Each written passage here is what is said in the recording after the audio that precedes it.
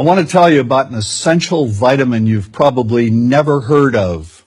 If you're a parent or plan to be one, it might be more important to your child's growth than all other vitamins combined, and only you, a parent, can provide it. I call it vitamin N, the word no. More and more children, I find, are suffering from vitamin N deficiency, and they, their parents, and our entire culture are paying the price. Let me illustrate my point with a story that's quite typical. A father, I'll call him Bill, gave his son, age 5, pretty much everything the little boy asked for. Like most parents, Bill wanted more than anything for his son to be happy, but he wasn't. Instead, he was petulant, moody, and often sullen. He was also having problems getting along with other children.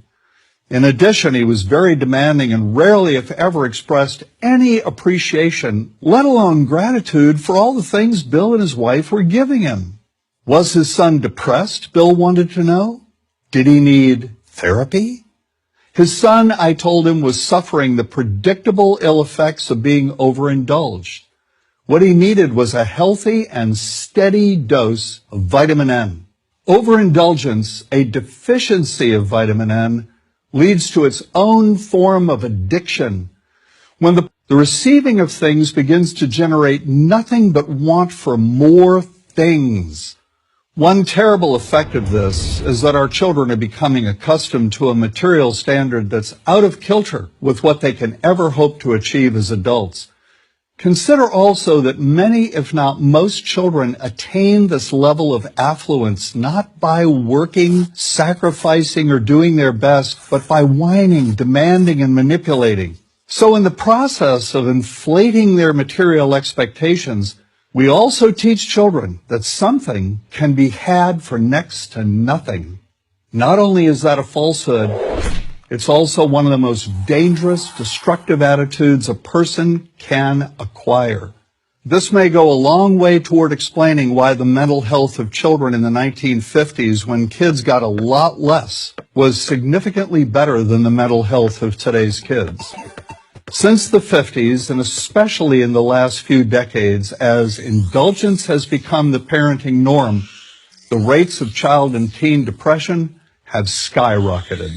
Children who grow up believing in the something for nothing fairy tale are likely to become emotionally stunted, self-centered adults. Then, when they themselves become parents, they're likely to overdose their children with material things. The piles of toys, plushies, and gadgets one finds scattered around most households. In that way, overindulgence, a deficiency of vitamin N, becomes an inherited disease. An addiction passed from one generation to the next. This also explains why children who get too much of what they want rarely take proper care of anything they have. Why should they? After all, experience tells them that more is always on the way. Children deserve better.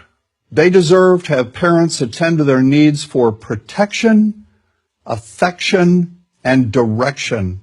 Beyond that, they deserve to hear their parents say no far more often than yes when it comes to their whimsical desires.